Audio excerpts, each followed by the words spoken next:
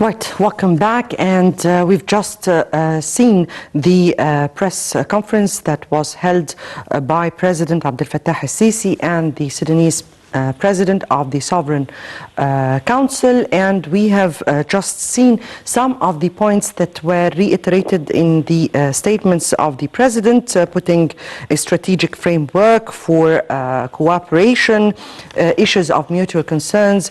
Atop of them is the security or the national security of both countries, the Renaissance Dam, and the importance of such a file, the return of negotiations, a number of regional and continental issues of mutual concerns, and we returned back to Ambassador Mohamed Hegazy, former Assistant Foreign Minister.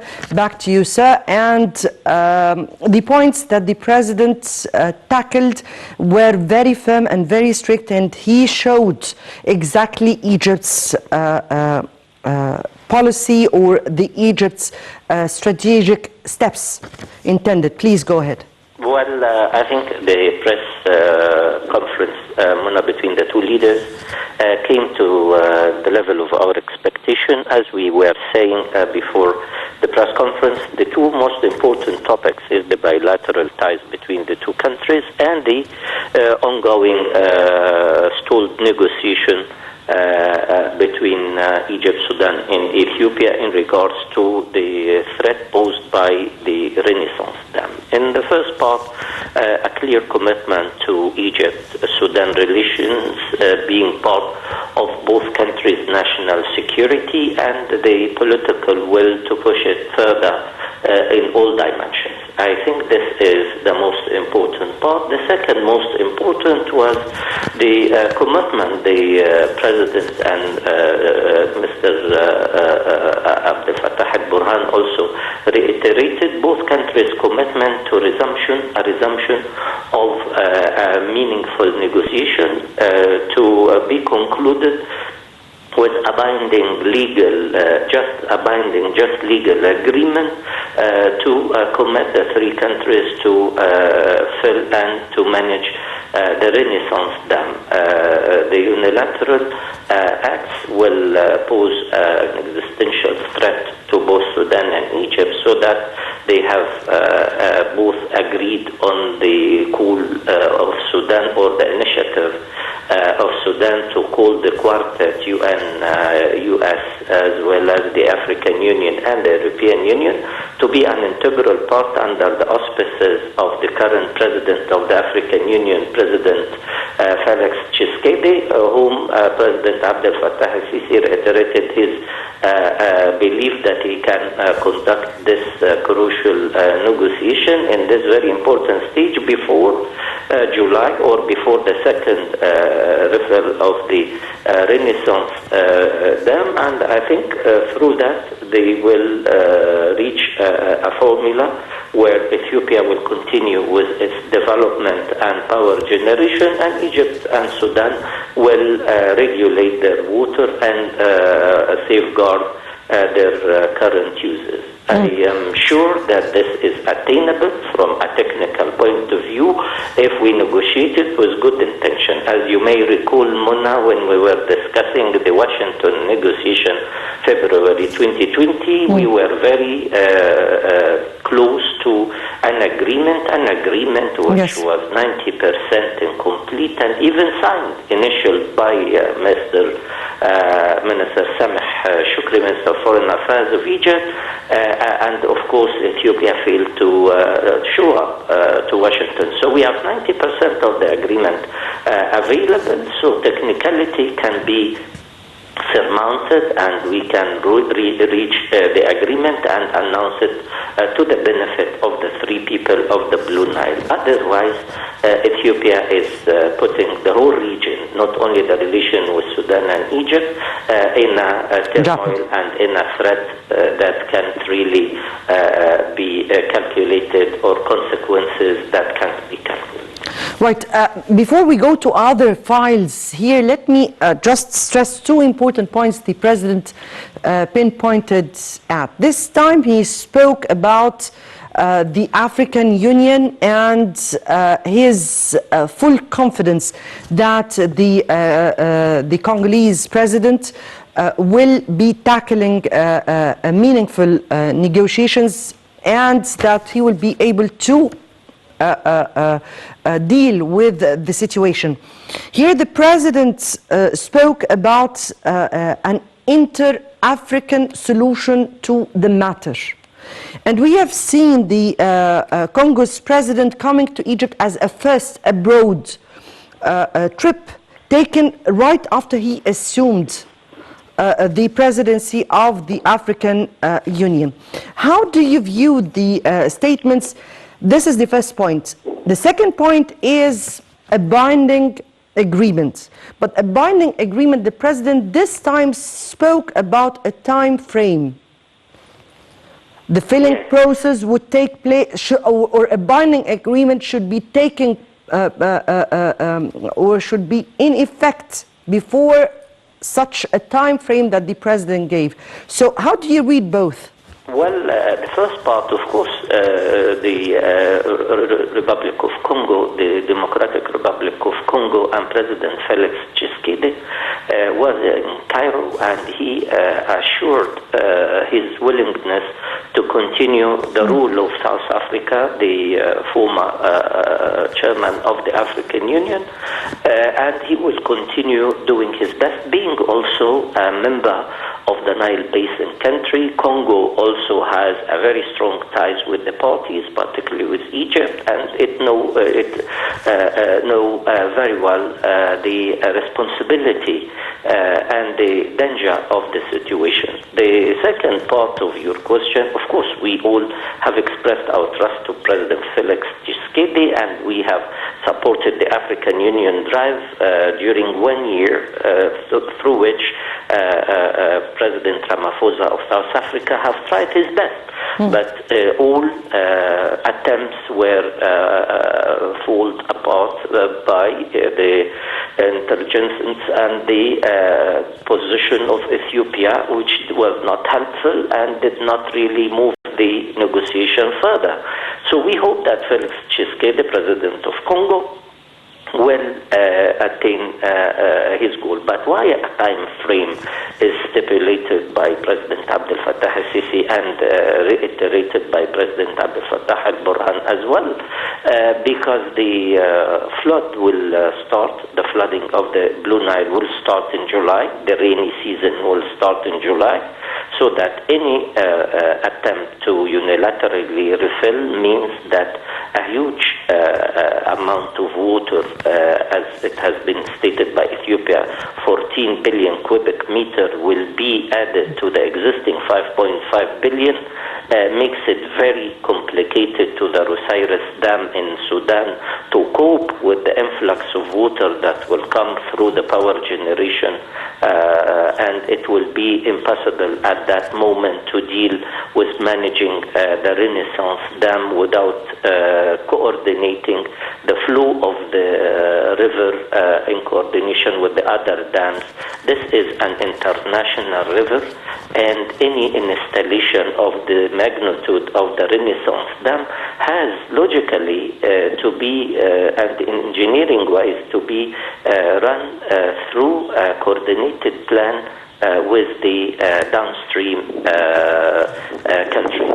Without doing that, it poses a huge threat to the stability, and as it has been always said, an existential threat to both Egypt and Sudan. We hope that our brothers in Ethiopia understand that this is a moment of truth. No one will allow a unilateral refilling, and no one will accept that water will be deprived, and this is a God-given substance, and it has to be respected, and those are millions of people who will be affected. There is no point that in an international river, a country can unilaterally decide to curtail the whole flood of the river to its favor. This is a matter of life, and no one can handle this right. And of course, when we resort back to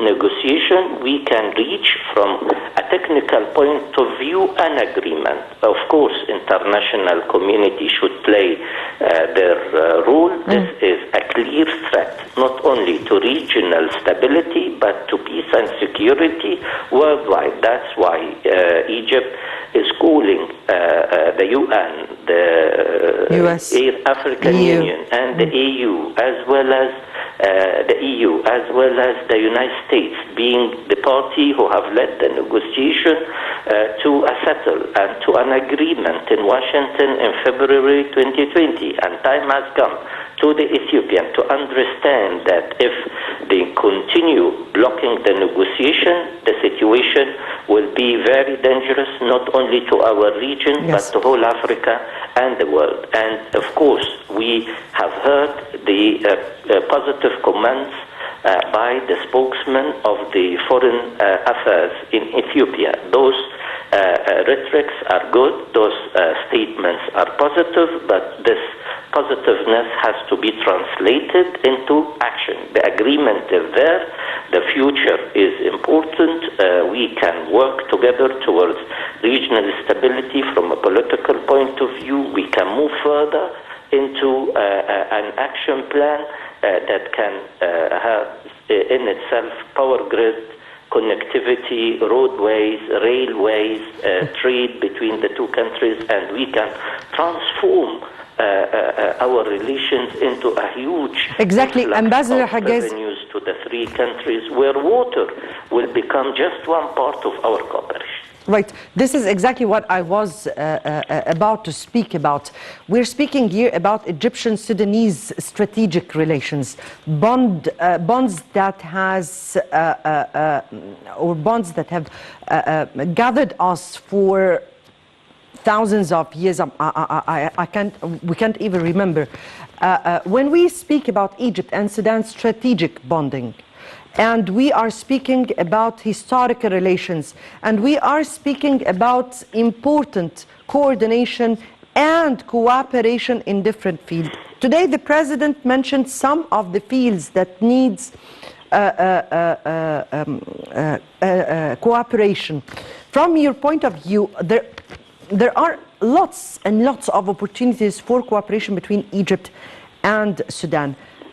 How is that, or how would that consolidate more the Egyptian will to support Sudan, and what are exactly the opportunities rather than the infrastructure? We've been speaking about the